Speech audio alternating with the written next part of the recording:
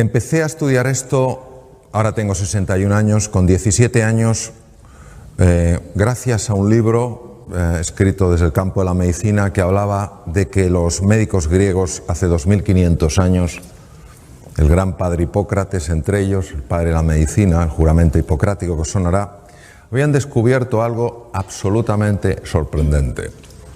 Habían descubierto que se podía curar con las palabras.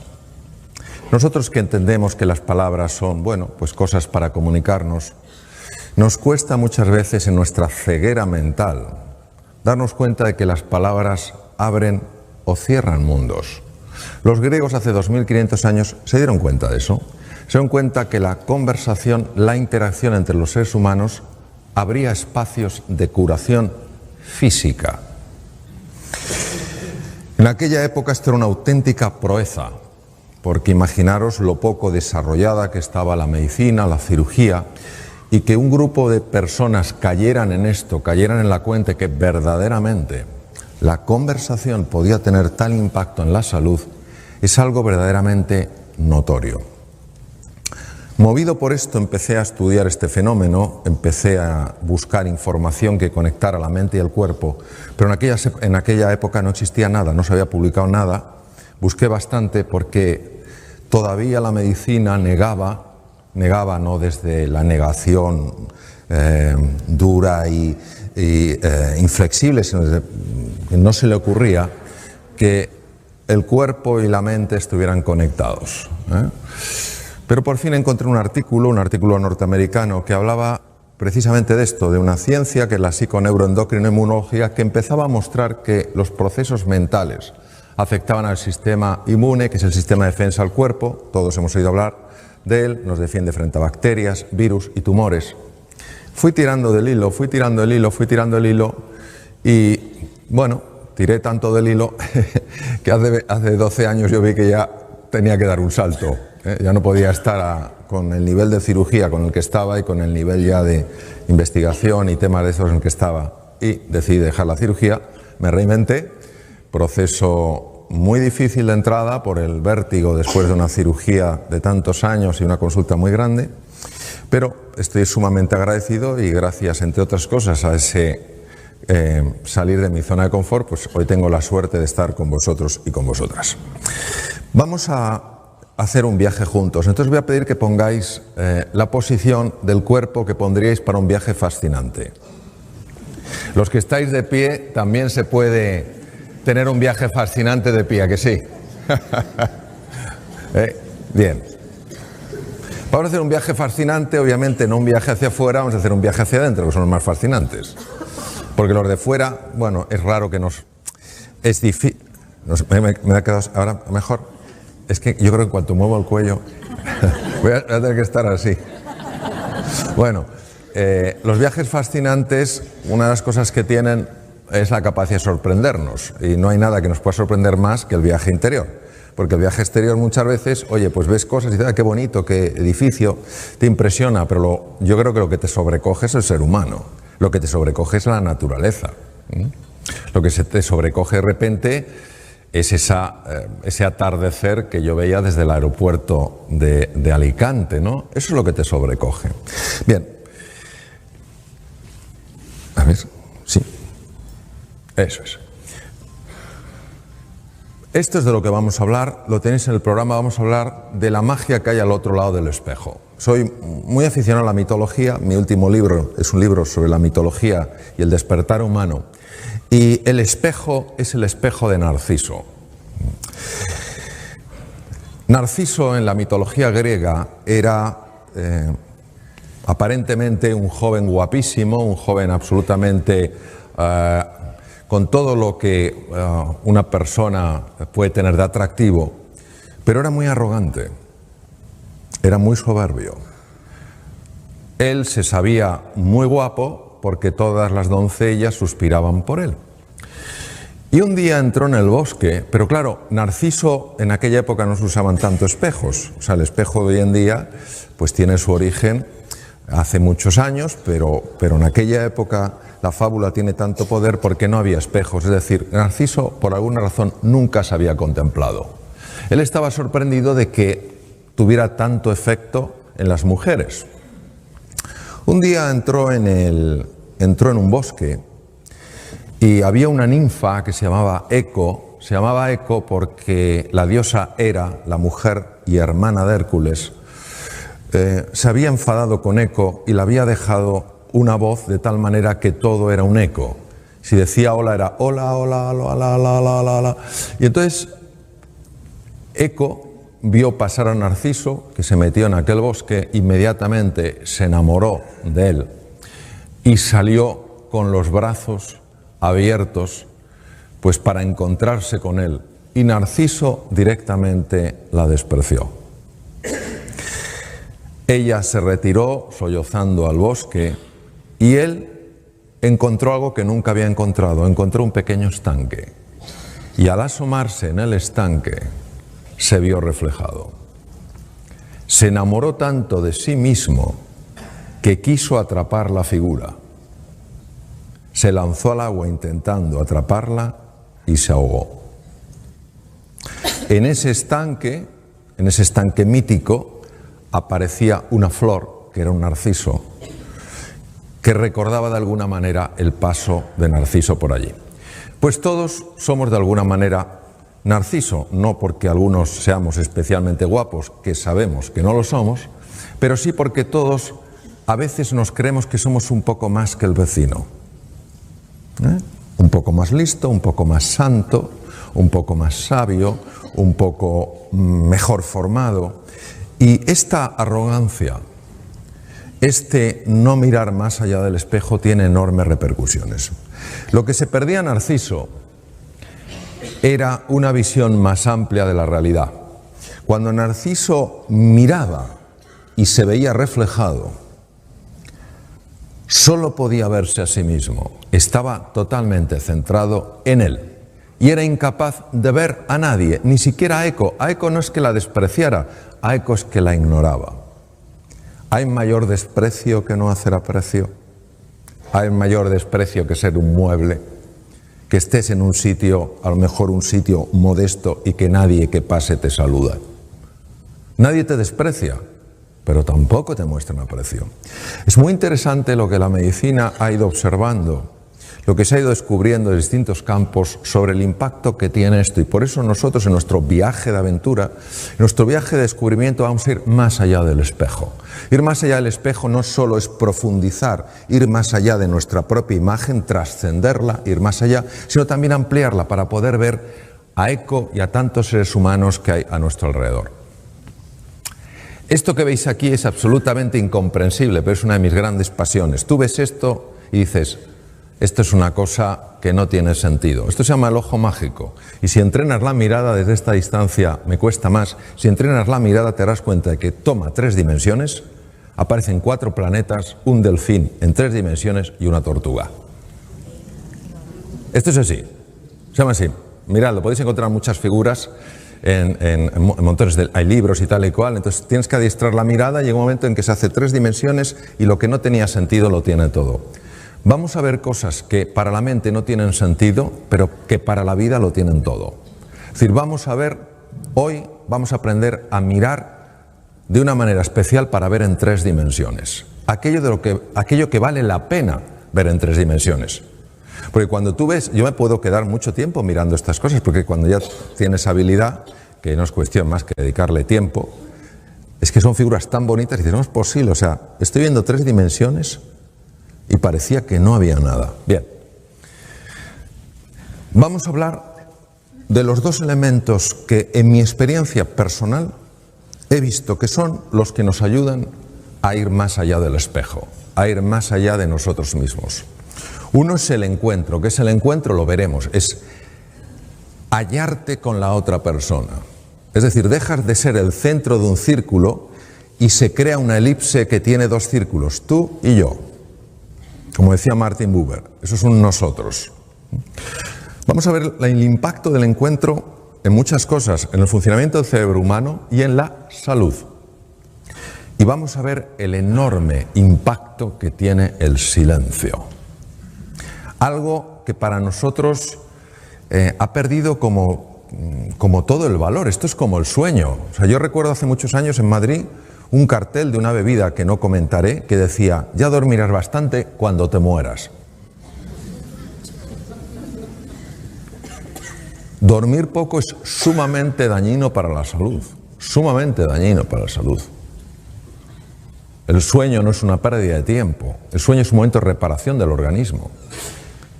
Y hay muy pocas personas que realmente puedan dormir menos de 7 horas y estar bien. No digo que no las haya, hay muy pocas. Pues lo mismo pasa con el silencio y lo vamos a explorar juntos. ¿Cuál es el opuesto al encuentro? La rivalidad. No la competitividad, la rivalidad. ¿Entendéis la diferencia, no? La rivalidad tiene una connotación diferente a la competitividad. La rivalidad tiene un toque distinto. El otro es mi rival, es mi enemigo. Estoy enfrentado a él, estoy enfrentado a ella. Y el segundo es el ruido y las prisas. Los datos no se publican porque no es políticamente correcto a nivel mundial contarlos, pero si supierais cómo está escalando la ansiedad y la depresión. Hace no mucho me invitaron a un programa de televisión de una determinada comunidad autónoma y me dijo el periodista: doctor, quiero que se prepare para la primera pregunta que le voy a hacer, porque no es fácil de contestar. Cuénteme. ¿Por qué en esta comunidad autónoma se consumen 7 millones de envases mensuales de ansiolíticos y antidepresivos? Que es el mismo número de habitantes de la comunidad. Y dije: porque esto no es la comunidad suya, es el mundo entero. Las prisas y el ruido mental enferman. El silencio sana. Y vamos a ver ¿por qué? Porque esto, si lo dices, pues está muy bien, pero si lo soportas, desde la ciencia por lo menos le podemos dar otra pensadita. Vamos a hablar del encuentro. ¿Qué es el encuentro? El encuentro es cuando tú tienes una intención real de aproximarte a otro ser humano, tienes una voluntad de cooperación, no sabes en qué vas a cooperar, pero tienes una voluntad de cooperación. Hay un deseo de comprender de verdad a la otra persona.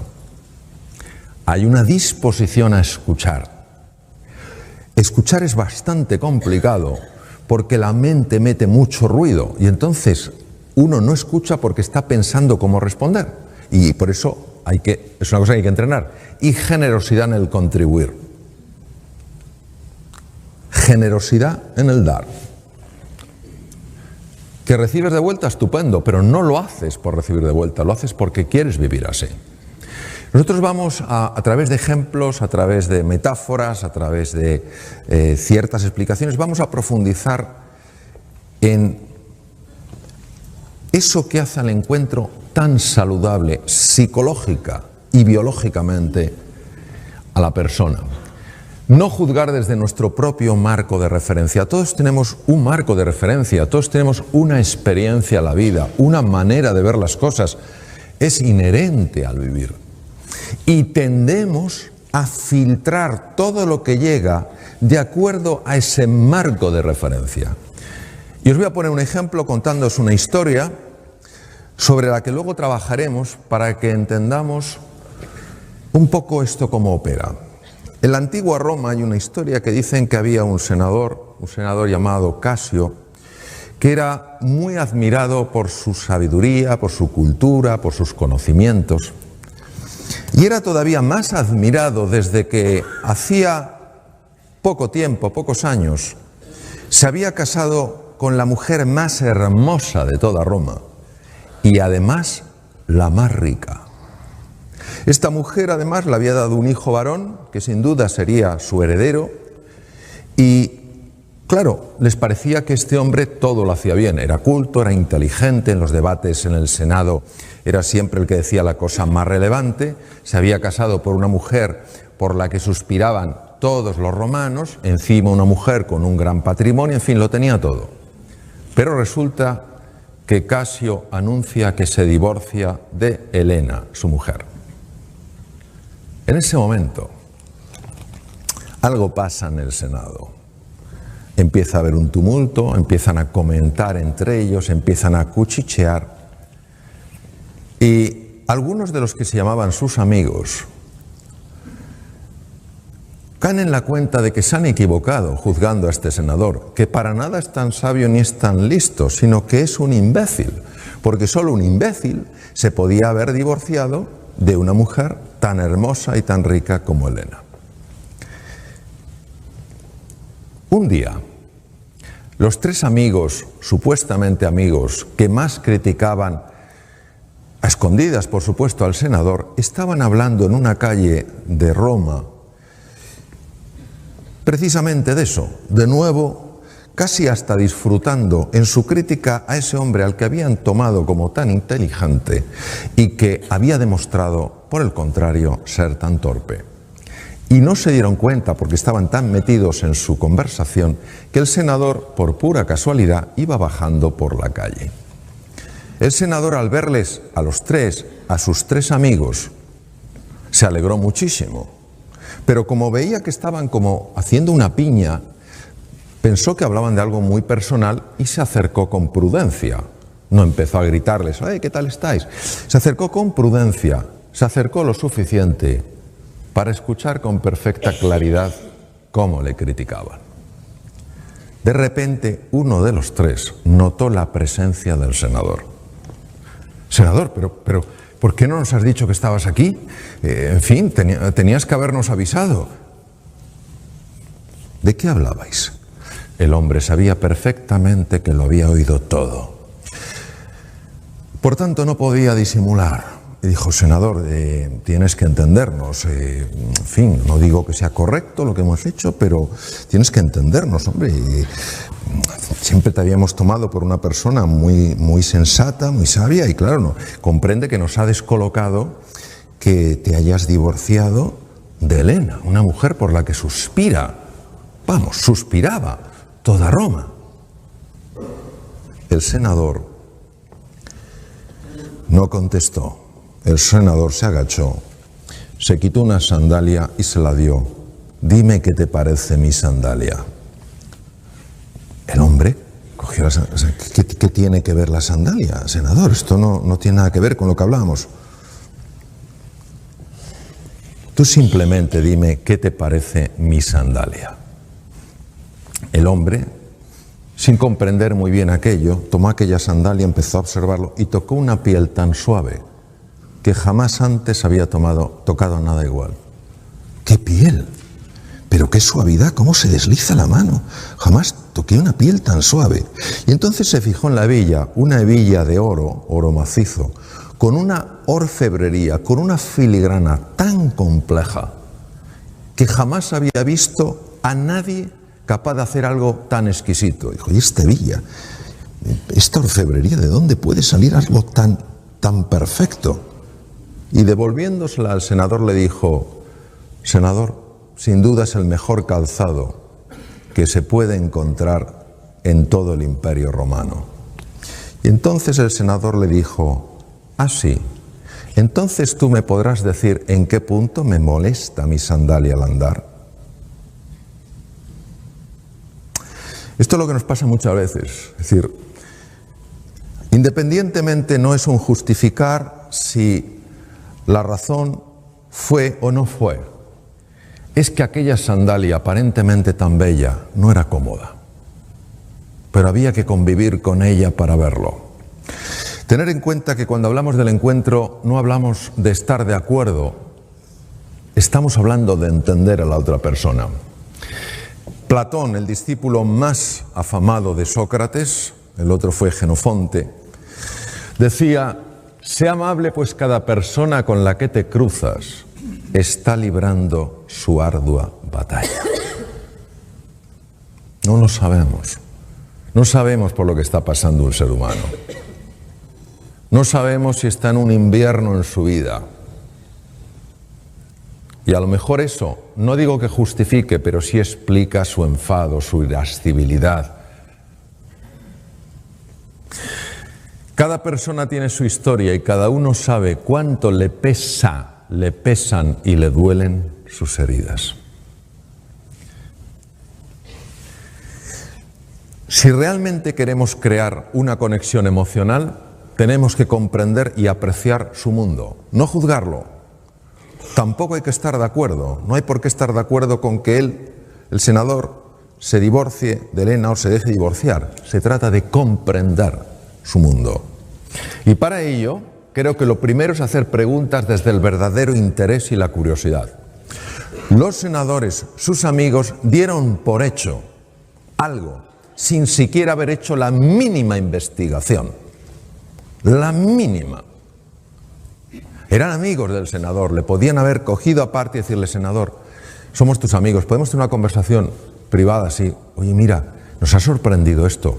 ¿Qué es lo que ha pasado? Y el senador habría sentido que se le daba una oportunidad para expresarse. Una oportunidad para expresar su sentir.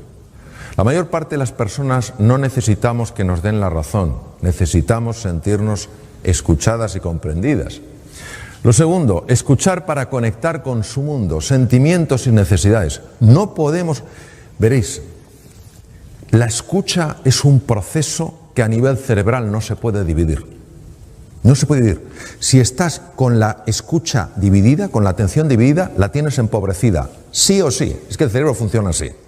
Pues es tan importante la atención enfocada. Cuando una persona está hablando, yo recuerdo, estuve en Los Ángeles formándome con una persona que se llama el Dr. Poster, y es un hombre con bastante juventud acumulada, puede tener unos 82, 83 años, y es un hombre muy gracioso porque va con un gorrito galés, es norteamericano, pero va con una gorra galesa y va así, va despacito, tal cual. Aunque hay gente con esa edad, mi madre tiene 89 y va a pilates, o sea, pero él iba así. Pero cuando se sienta, eso hay que verlo, se transforma. Cuando se sienta a escuchar. Entonces, una ocasión, yo le vi en un ejercicio de escucha con una psicoterapeuta, solo estábamos médicos, psicoterapeutas, estábamos con él trabajando, le vi algo asombroso. Yo jamás había visto a nadie escuchar así, nunca en mi vida. Era algo que se podía tocar, sentir, palpar, indescriptible con el lenguaje, inefable, no se puede escribir con palabras. Pero tuvo un efecto increíble porque aquella psicoterapeuta, que seguro que hacía un papel estupendo, como todo ser humano, arrastraba heridas. Salió una herida cuando tenía 5 años. El nivel de escucha de este hombre me produjo tal impacto que le dije: profesor Poster, yo he visto algo extraordinario, me gustaría que me dijera, a ver, Mario, ¿qué es? Digo, yo le he visto escuchar a usted como no he visto escuchar a nadie en mi vida. ¿Cómo lo hace? Y va el hombre, y como diciendo, aquí va a haber suspense. Y me dice: es que cuando yo me siento frente a alguien, Mario, no dejo que algo se siente conmigo. Y se calla. Le digo: mire usted, yo me he hecho 14.000 kilómetros para venir por aquí, para venir con usted. No es suficiente. Diga más cosas. Dígame qué es lo que no deja que se siente con usted. Y me dijo: la preocupación. Cuando yo me siento con una persona, no dejo que a mi lado se siente la preocupación. ¿Preocupación de qué? De otras cosas que tengo que hacer, de lo que tenía que haber hecho, de lo que tendré que hacer. Y luego afortunadamente siguió y me dijo: cuando yo me siento delante de un ser humano, quiero claramente transmitirle a esa persona que ella, para mí, en ese momento, es todo mi mundo. A ver, estamos en familia. Cuando alguien te presta atención de esa manera, ¿cómo no te vas a sentir valioso?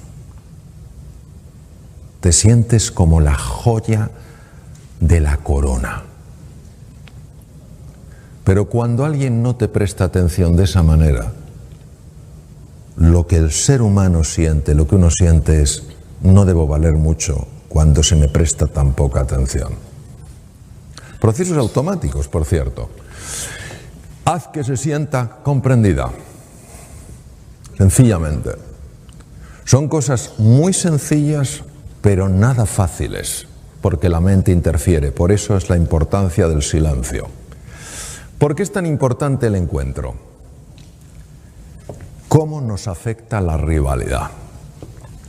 Nada de lo que vais a ver aquí lo aprendí en los 6 años de mi carrera de medicina, donde por cierto estudié mucho.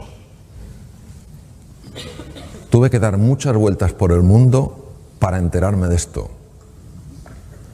Cuando creo que esto es esencial incorporarlo en todos los niveles de la sociedad. Vamos a ver. Os presento al profesor Hans Selye, la máxima autoridad que ha habido en el mundo en todo lo relacionado con el estrés.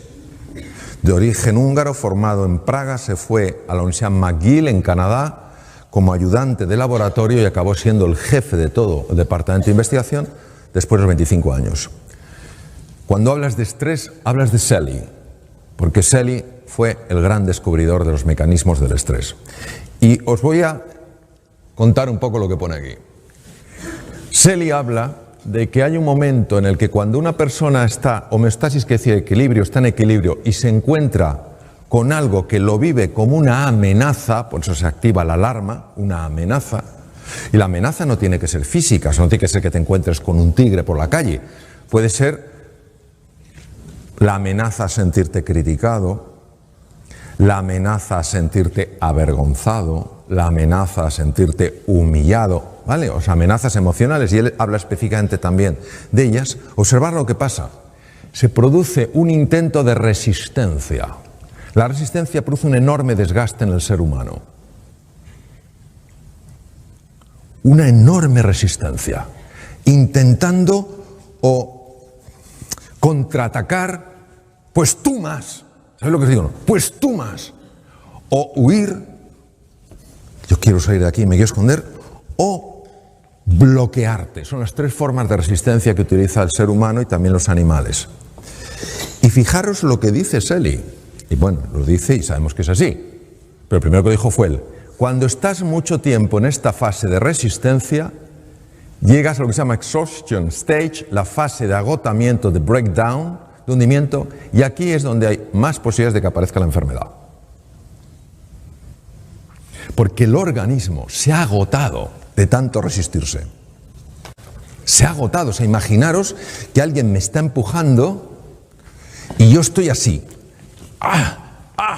Claro, después de un rato yo estoy que no puedo con el cuerpo. Lo bonito es ver cómo el encuentro afecta a esa fase del agotamiento. Cuando una persona se siente amenazada, se siente en peligro, y ya no estamos hablando del peligro físico, que puede darse, pero más difícil en nuestro mundo, cuando se siente amenazada emocionalmente, pues yo no voy a ser capaz de salir adelante, o esto es demasiado difícil, o yo soy poca cosa, el mundo me supera. Cuando una persona se siente amenazada, no que esté amenazada, que se sienta amenazada, se produce lo que se llama una disregulación del sistema nervioso simpático y parasimpático. Muy fácilmente explicar lo siguiente. Aparte del cerebro, cerebelo, la médula que todos conocemos, y de los nervios periféricos, los sensitivos, los motores, etc., hay toda una división importantísima. El sistema nervioso se llama sistema nervioso vegetativo o autonómico, porque siempre se pensó que iba, entre comillas, a su bola. Y tiene 2 ramas, tiene el simpático y el parasimpático. El simpático es el encargado de activarse en situaciones de alarma, situaciones de peligro. ¿Por qué? Porque, por ejemplo, lleva sangre a los músculos. Si nos persigue un tigre, imaginaros, cuando éramos en la época del Paleolítico, si nos persigue un tigre dientes de sable, la sangre donde tiene que ir es a los músculos para correr más, no al tubo digestivo. A nadie se le ocurre que si te persigue un tigre dientes de sable y pasas debajo de una higuera llena de higos maduros, digas, qué maduros que están, hagamos una paradita. Porque claro, el tigre dientes de sable dice, me lo como, pero además es que se merece que me lo coma. Pues claro, bien, entonces, ¿qué quiere decir? Que el sistema nervioso simpático se activa en situaciones de alarma, situaciones de amenaza. Por tanto, cuando alguien se siente amenazado, los 2 sistemas, simpático y parasimpático, que están perfectamente regulados, para estar atento y a la vez relajado, ya no estás relajado, ya estás en situación de amenaza. ¿Cuál es el impacto de esto? El impacto de esto, de la hiperactividad del sistema nervioso simpático, es muy conocido. Y os voy a contar una historia que yo viví para que sea más claro de entender, y sobre la propia historia, que es una historia que yo la viví cuando estaba en mi práctica clínica hace ya unos años, pues nos va a dar mucha luz para entender luego lo que ocurre en el cuerpo. Un día llega a mi consulta una mujer, pongo una Margarita porque se llamaba Margarita. Llega a mi consulta una mujer alta, rubia, con gafas, con cara afable, y que llevaba un sobre de hospital, un sobre plástico blanco de hospital, muy grande, porque recuerdo perfectamente cómo iba así. Y entonces mi enfermera llama, entra, levanta el sobre, me lo deja caer y todavía me acuerdo del ruido que metió al caer. Han pasado muchos años. Me mira a los ojos y me dice: doctor, no puedo más, ayúdeme, por favor. Digo: bueno, cuénteme, ¿qué le pasa? Dice: mire, doctor, llevo 3 años con un dolor de estómago horroroso. Me han hecho de todo, le traigo todas las pruebas, una cosa así, ¿eh? Le traigo todas las pruebas, estoy con omeprazol. ¿Sabéis lo que es el omeprazol? Como decían los hermanos Mayo, bienvenidos al club, ¿sabes? Estoy con omeprazol, con 40 miligramos de omeprazol, entonces no existía lansoprazol, pantoprazol, solo existía el omeprazol, que era una medicación que te dejaba el 90% del estómago sin secreción. Dice: no me encuentran nada, me han hecho de todo, pero yo no puedo seguir viviendo así. Dice: Margarita, tengo que echar una ojeada a las pruebas. Y sí, doctor, estuve 1 hora, y estoy acostumbrado a ver esas pruebas, claro. Estuve 1 hora viendo aquellas pruebas, todo normal. ¿Sabéis lo que son las endoscopias? Eso de abra la boquita que no se va a enterar. Sédeme, por favor. Yo recuerdo una vez, yo todas las pedía con sedación. Me acuerdo una vez que me viene un enfermo y me dice, me viene primera vez a la consulta y me dice: doctor, si usted me va a pedir otra endoscopia, prefiero que me abra en canal. Una cosa tremenda. Bueno, total, la última endoscopia, Margarita, hacía 2 meses, todo normal. Lo veo, sí, todo normal. Y entonces empiezo a darle vueltas al tema. Yo iba ya estudiando esto años y le digo: Margarita, ¿hay algo a usted que le afecte mucho emocionalmente, que lo esté viviendo como una situación de amenaza o algo así? Y se queda ella mirando y dice: no, doctor, yo estoy casada, tengo mis hijos, todo va bien, están todos bien, sanos, gracias a Dios. Tengo, en fin, en casa no pasamos apuro económico, no hay nada. Digo: no me refiero a algo que realmente a usted le haya generado un gran susto o una gran preocupación, sino algo que cada día o casi todos los días le genere un poco de tensión, un poco de desagrado. Entonces se queda callada y dice: sí, doctor, hay algo. Digo: ¿qué? Dice: mi jefe, no le soporto. Y en ese momento me vino como un insight, dije: Margarita, ya tengo una posible solución para usted. Y nunca lo olvidaré. Me dice: doctor, ¿me va a subir el omeprazol? Digo: Margarita, está usted a dosis máxima, no le puedo subir el omeprazol. Y va y me pide, como en tono suplicatorio: ¿me pedirá entonces otra endoscopia? O sea, nadie me ha pedido así una endoscopia. Como si fuera un regalo navideño. Dije: pero Margarita, si la última se la han hecho hace 2 meses. Dice: entonces, ¿qué me puede ofrecer usted? Le dije: pues mire, le ofrezco lo siguiente. Le ofrezco que a partir de ahora, cada vez... Ahora no se oye, ahora sí. Es que no sé qué pasa, se va. Me voy a quedar así, si veis que me quedo... Si veis que me quedo así, no es que me haya pasado nada raro. Es que tengo miedo que no se me oiga. Bien, voy a enganchar esto, por si acaso, para no tanto giro. Bien. Le digo, Margarita, creo que tengo una solución para usted. Me dice eso, endoscopia, digo, no. Cada vez que vaya a la oficina a partir de ahora durante 2 semanas y vea a su jefe, le va a sonreír. Se me queda como la tumba de Tutankamón. Vamos, como la momia. Se me queda así. Yo me imagino, no me lo dijo, me imagino que estaría pensando, qué mala suerte tengo. No solamente me encuentro con un incompetente, sino que además es imbécil. Se queda así, se recupera un poco, hay un silencio, y entonces me mira y me dice, doctor, cambia el tono. Cambió el tono. ¿Sacó uñas? Sí. Doctor, mi jefe no se lo merece. Y yo le dije, no es por él, es por usted. Y me dijo, no me va a salir.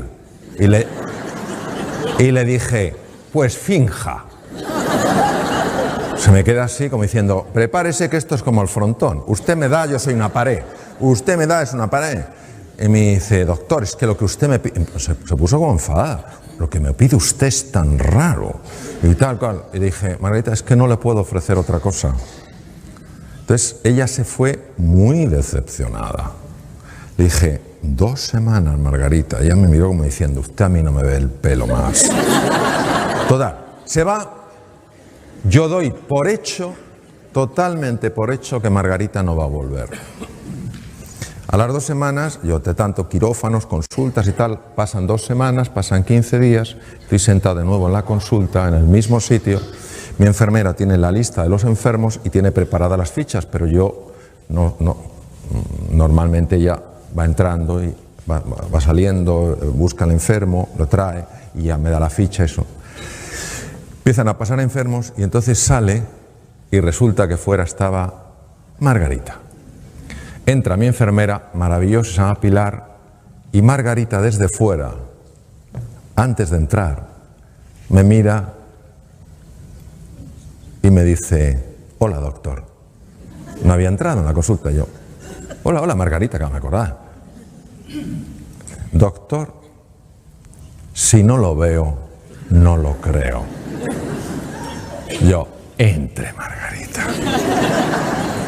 Aquí hay una historia que usted me va a contar. Se sienta y digo, cuénteme Margarita. Dice, doctor, lo primero que quiero decirle es que ya no me duele nada el estómago. Dice, pero le voy a contar todo el proceso porque le va a interesar. Y yo, desde luego. Suelte, cuénteme. Dice, mire, yo salí de aquí, entonces se para y dice, doctor, primero, segundo le voy a decir una cosa, es usted un médico bastante raro, ¿eh? Y le dije, sí, eso me han dicho. Dice, bueno, le cuento. Yo salí de aquí pensando que era una estupidez lo que me había dicho. Pero no sé por qué decidí probarlo. Total, me había dicho 2 semanas. Dije, lo voy a probar, voy a experimentar, a ver si lo que me ha dicho ese loco funciona. Digo, cuénteme. Dice, mire, el primer día, tuve que utilizar todos los músculos del cuerpo para esbozar una tenue sonrisa. Pero conforme fue pasando el tiempo, algo cambió. Me fue más fácil la sonrisa, pero han pasado así cosas muy interesantes. Digo, cuénteme.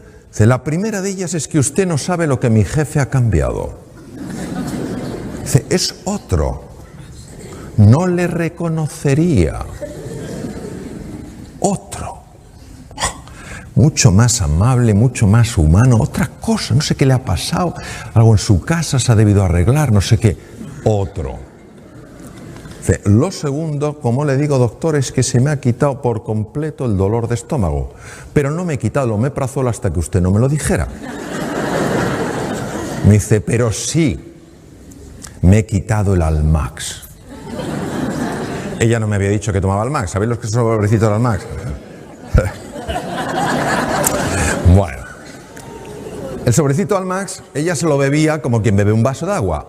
Entonces en la oficina todo el mundo la veía tomándose el Almax. Dice, doctor, entonces como dejó de dolerme el estómago a los pocos días, y ni siquiera le había hecho el Almax, y el Almax lo toma todo el mundo, el omeprazol no me lo quité, pero el Almax sí. ¿Y sabe lo que ha pasado, doctor? Le digo, ¿qué? Que mis compañeros se han dado cuenta y se han acercado a mí y me han preguntado, Margarita, ¿ya no tomas Almax? Y yo les he dicho, pues no. ¿Y eso?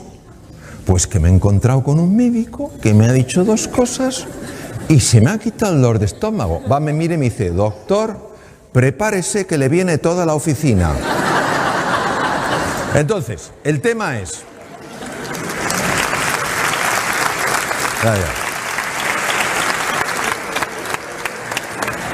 Uno se pregunta, ¿cómo es posible esto? Y ya tenemos una explicación. Tenemos una explicación de por qué el omeprazol no hacía nada y tenemos una explicación de por qué su jefe cambió. Y la explicación ya se conoce.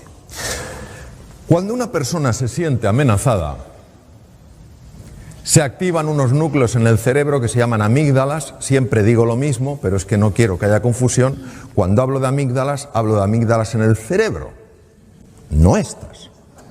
Porque en una ocasión, con un grupo de pocas personas, no llevaba imágenes, no llevaba cerebros, que a veces llevo cerebro, empecé a hablar de las amígdalas y una persona empezó a ponerse súper pálida.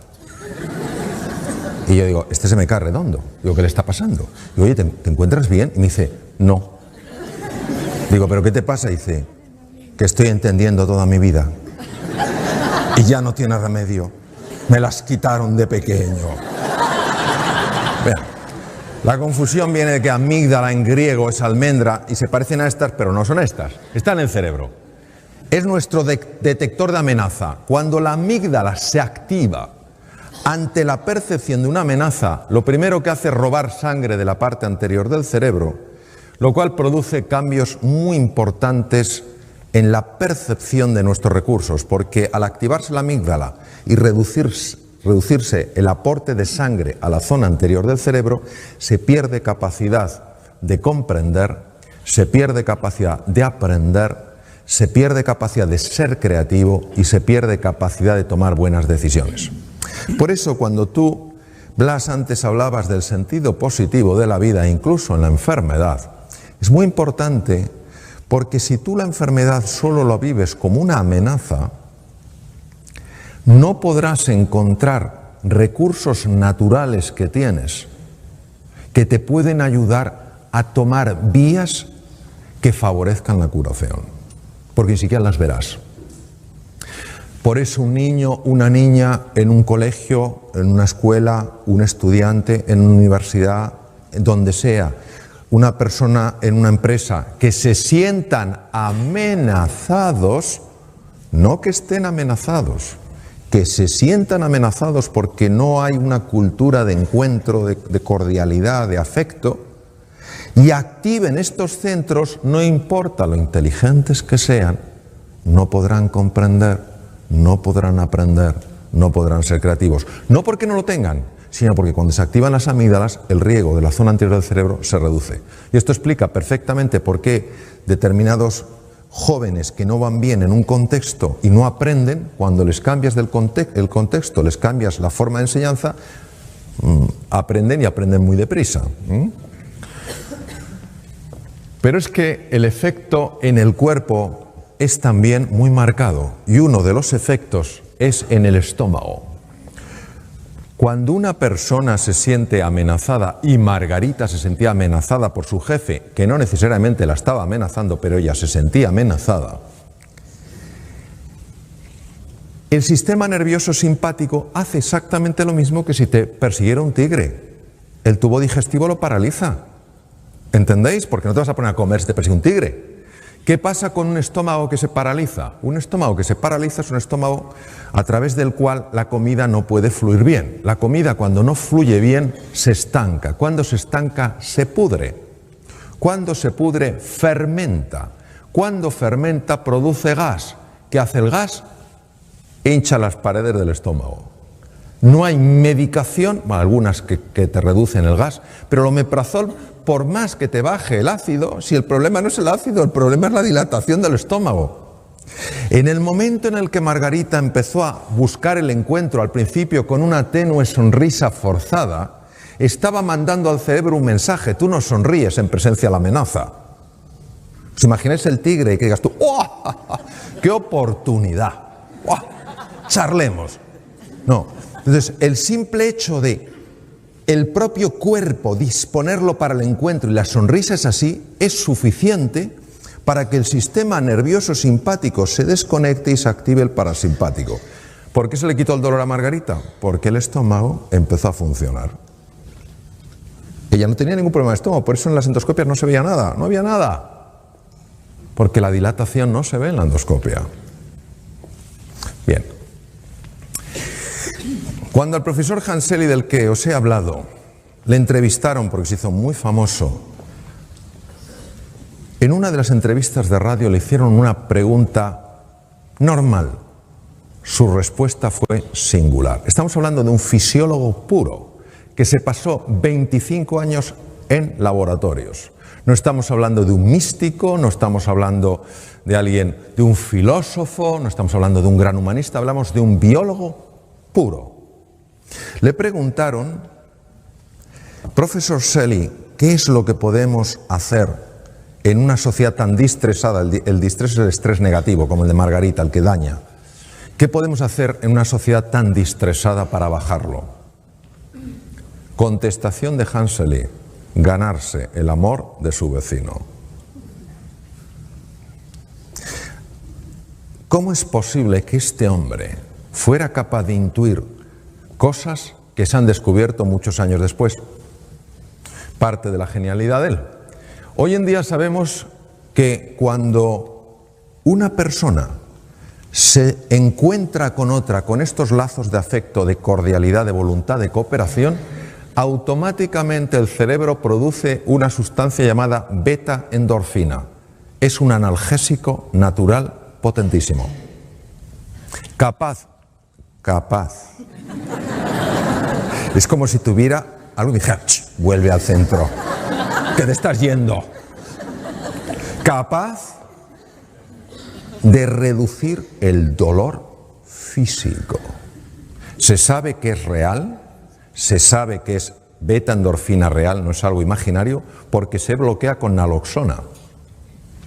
Es decir, verdaderamente está bloqueando una molécula. Es decir, el ser humano en el encuentro experimenta menos dolor. Imaginaos el impacto que tiene esto en medicina. Tiene un impacto tremendo. Yo trabajo en un tema con niños con patologías malignas y esto es una cosa que estamos trabajando muchísimo. Hasta qué punto el encuentro, el sentirte apoyado, etcétera, verdaderamente tiene un impacto en la reducción del dolor, ¿no? Bien, pero lo siguiente que tampoco sabía el doctor Selly, pero lo intuyó, fue que cuando dos seres humanos tienen esa voluntad de encontrarse, esa voluntad de cooperar, esa voluntad de colaborar, se libera en sangre una hormona llamada oxitocina. Las damas que estáis aquí diréis, esta hormona es mía. Yo soy mujer, yo he dado a luz, la lactación, todo lo que es el parto, la oxitocina, sí, pero también la tenemos los hombres y mujeres. La oxitocina es la hormona que se llama la hormona del amor, porque cuando tú te conectas con un ser humano, amistad, amor romántico, amor filial, lo que quieras, agape, amor como elección, la oxitocina protege naturalmente contra la enfermedad. Es un protector, por ejemplo, un protector del corazón y baja las cifras del LDL, del Low Density Lipoprotein, el colesterol, digamos, que se llama colesterol malo. Este es uno de mis maestros, el profesor Richard Davidson, dirige el centro más sofisticado en el mundo de imagen cerebral en relación a estados de silencio, estados meditativos, etc. Y él ha demostrado a través de un ejercicio, se llama Meta, un ejercicio muy utilizado en el mundo del Namasté, que cuando una persona visualiza, como decías tú, Blas, visualiza el afecto, primero hacia sus seres queridos, luego a los menos queridos, y hace lo que puede con los nada queridos, pero hace ese esfuerzo. Él ha observado, es el primer científico en el mundo que lo ha podido observar, ha observado que la parte anterior del cerebro, que si os acordáis es la que se bloquea cuando la amígdala se activa, ¿os acordáis? Pues resulta que empieza a crecer en grosor, aumenta la neuroplasticidad, la formación de nuevas neuronas y es capaz entonces de neutralizar el miedo. Luego quiere decir que el antídoto natural del miedo es el amor. No es el valor, es el amor. Cuando la amígdala, que estaba activada, se desactiva, la parte anterior del cerebro puede funcionar bien. Claro, esto tiene unas implicaciones enormes. Porque quiere decir que una persona que se siente amada, que se siente querida, es una persona que intelectualmente va a funcionar mejor. Y una persona que se siente humillada, que se siente avergonzada, que se siente empequeñecida, intelectualmente va a funcionar peor. Porque esos estados de ánimo están afectando al funcionamiento de su cerebro. Estas otras cosas en las que se ha demostrado, otros investigadores, que cuando una persona se siente amenazada, los dos lados del cerebro no se llevan bien. Sabéis que tenemos dos hemisferios, ¿verdad? Es como una nuez, el izquierdo y el derecho. Pues se ha visto que cuanto más amenazada se siente una persona, más lateralización se produce, es decir, menos hablan entre sí los dos hemisferios. ¿No os parece que lo lógico sería que ya que tenemos dos hemisferios, por lo menos se lleven bien? Parece de cajón. Pues no, se llevan mal. ¿Cuál es el problema? El problema es que el lado izquierdo, el hemisferio izquierdo, es muy bueno en unas cosas. Es muy bueno en razonamiento lineal. Esto me lleva a esto, esto me lleva a esto, esto a esto. Es muy bueno organizando, es muy bueno estructurando, es muy práctico, muy organizado, muy fiable en eso. Pero el hemisferio derecho es mucho más imaginativo. El hemisferio derecho además es el que tiene más conexión con el cuerpo físico. El hemisferio derecho es la puerta al inconsciente. Claro, nosotros necesitamos a los dos. Necesitamos al soñador y al hacedor. Necesitamos al imaginativo y al práctico. Necesitamos a los dos. Cuando una persona se siente amenazada, los dos hemisferios se desenganchan. Curioso. A nivel del corazón, se ha visto que el amor, el desarrollar este deseo, no pensemos en un amor azucarado, te amo. No, estamos hablando de algo como forma de ser y de estar en la vida, muy en la línea de lo que tú has comentado, Blas, es decir, tu deseo de siempre buscar lo mejor en la otra persona. Y por supuesto en ti. Cuando tú haces eso, se observa algo interesantísimo. Nosotros para ver el ritmo del corazón usábamos el electrocardiograma, pero resulta que es muy vasto para medir la dimensión de la que os voy a hablar. Y ahora existe una metodología mucho más fina que permite ver lo que se llaman las alteraciones finas del ritmo cardíaco. Y observamos, por ejemplo, que cuando una persona está estresada porque se siente amenazada, aunque el electrocardiograma parezca normal, cuando tú lo haces mucho más fino, la lupa es mucho más precisa, observas las enormes irregularidades. Pero cuando la persona activa el otro sistema, el parasimpático, que es el que se activa en el encuentro, fijaros qué ritmo más curioso toma el corazón. Esto se ha asociado con mayor longitud de vida. Se llama coherencia cardíaca. La coherencia cardíaca hace que el corazón funcione mejor y el corazón tiene su propio cerebro, Emite un campo electromagnético hasta 3 metros de distancia, se ha medido. Y está alterando todas las células del cuerpo. Que el corazón funcione así está afectando a todas las células. El sistema parasimpático, que es el sistema del encuentro, opuesto al simpático, no es que el parasimpático sea bueno, es que cuando este está demasiado activo, ya hemos visto lo que pasa, la sensación de amenaza. Cuando el parasimpático empieza a dominar un poco el juego, aumenta la capacidad de hacer frente a las infecciones, porque se potencia el sistema inmune.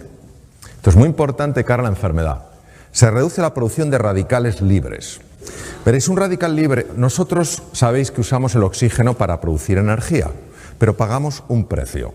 Lo mismo que para venir aquí de Alicante ha habido que ir por una carretera de peaje y se paga un precio, y preferirías no pagarlo, pero si no pasas por ahí, para poder utilizar oxígeno y obtener energía pagamos un precio. Ese precio es la producción de unas cosas que se llaman radicales libres. ¿Qué es un radical libre? El radical libre es una molécula muy inestable que le falta un electrón y necesita robar el electrón. ¿Cómo roba el electrón? Bombardeando otras células para robarle los electrones. Esto genera muerte celular, daño en pared celular, en membrana celular, envejecimiento temprano y mutaciones.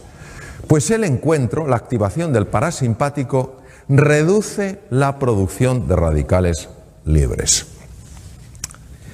Lo que veis ahí en las puntitas de los cromosomas se llaman los telómeros, y uno de los descubrimientos más importantes que se han hecho jamás en genética. El telómero se descubrió con microscopía electrónica. En los extremos de los cromosomas, lo que veis en color rojo, no se sabía muy bien lo que hacía. Los cromosomas son como unos estuches donde está el ácido, el DNA, el ácido desoxirribonucleico enrollado, el material genético. Cada vez que una célula se divide, tiene que duplicar los cromosomas para que a cada célula hija vaya el mismo número de cromosomas. En ese proceso el telómero se adelgaza. Si el telómero se adelgaza más allá de un cierto nivel, la célula ya no se puede reproducir. Si no se puede reproducir, una vez que esa célula llegue a su tiempo de vida, se muere. Es decir, la base del envejecimiento y la destrucción de los tejidos. Sorprendentemente, observaron que algo misterioso reparaba los telómeros y no sabían lo que era. Hasta que una investigadora australiana y un equipo de investigadores norteamericanos, la doctora Elizabeth Blackburn, demostró que es una estructura enzimática llamada la telomerasa. 2009 es el año en el que ella ganó el Premio Nobel de Medicina y Fisiología por el descubrimiento de la telomerasa.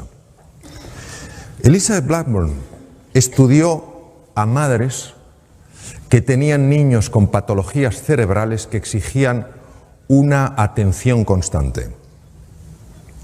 Algunas de estas madres tenían la ayuda de sus maridos, de la comunidad, pero había algunas que estaban totalmente solas haciendo frente a ese desafío.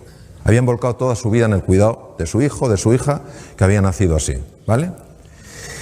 Localizó a estas madres que se sentían solas en su lucha. Les extrajo sangre y midió tamaño de telómeros y cifra de telomerasa. Tamaño de los telómeros era muy bajo, cifras de telomerasa bajas. Esto, la implicación, es un acortamiento de la vida. ¿Entendéis por lo que he explicado? Se le ocurrió que a todas esas madres que ella había localizado de motu propio, ponerlas en contacto para que hablaran, para que pudieran compartir sus penas y sus alegrías, para sentirse comprendidas. De nuevo la presencia del encuentro, del amor. Meses después, Elizabeth Blackburn volvió a sacarle sangre. Los telómeros tenían longitud normal y la cifra de telomerasa se había normalizado. El centro más importante del mundo de investigación en monos, el mono que se utiliza ahora es el macaco, que es el mono que parece que ha hecho la mili, porque tiene el pelo como rasurado así, ¿sabes? Por el chimpancé ya prácticamente no se utiliza, lógicamente. Entonces, el centro más importante del mundo está en Estados Unidos. Hicieron la prueba de separar a monitos de sus madres y de sus familias y criarlos solos. Los monitos se volvieron muy agresivos y bloquearon la expresión de dos genes. Bueno, un montón de genes, pero de dos familias de genes. La familia de genes que protege de las infecciones, el sistema inmune, cada vez estaban malos, cada 2 por 3, y genes que afectan al desarrollo de la inteligencia del simio. Era la primera vez que se documentaba que la falta de afecto tenía este impacto. Entonces eligieron una pareja de monos ya adultos muy cariñosos, muy achuchones, como vosotros, los de Cambi, de abrazo. Entonces, pusieron a esos monitos que no habían expresado genes de la inteligencia de simio ni genes del sistema inmune a interaccionar con estos monos amables y cariñosos. Meses después, estos monos habían transformado su conducta, mucho más sociables, los pequeños, más sociables, pero es que además les sacaron sangre y vieron que ahora sí expresaban los genes de protección del sistema inmune y los genes de desarrollo intelectual del macaco, que hace que resuelvan cosas que si no, no pueden. Impresionante. Es decir, nunca es tarde para amar y nunca es tarde para esperar un efecto del amor. No importa el pasado que una persona haya tenido. Ahora vamos a hablar de la importancia del silencio. ¿Por qué es tan importante el silencio? Es tan importante el silencio por lo ruidosa que es nuestra mente. Descartes, siglo XVII, padre de la filosofía racionalista, un hombre muy reconocido. Hay un joven filósofo, también francés, al lado de Descartes, era un don nadie, hoy todos le respetamos inmensamente, Blaise de Pascal, Principio de Pascal, que tú de eso sabrás un montón. Principio de Pascal, fijaros lo que dijo Pascal. He descubierto que toda la infelicidad del hombre deriva de una sola causa, su incapacidad para mantenerse en quietud en su habitación. Y uno se pregunta, ¿de qué habla? Nuestra mente condicionada busca el control, el estatus y la posición porque se siente separada de todo. Y esa sensación de inseguridad, que no es la inseguridad del ser humano, es la inseguridad de la mente que maneja, que se llama mente dualista o condicionada, hace que para conseguir sentirse segura, se busque con desesperación el estatus, la importancia, el reconocimiento. Y ahí es donde entra la rivalidad, porque es una mente con una idea escasa del universo. Entonces, si yo quiero algo, te lo tengo que quitar a ti. De aquí viene la rivalidad. Nuestra mente condicionada está totalmente juzgando, evaluando, comparando, lamentándose por el pasado o preocupándose por el futuro. Poneros un momento de pie. Algunos no estáis como estáis. Alguna ventaja tenéis que tener. Bien.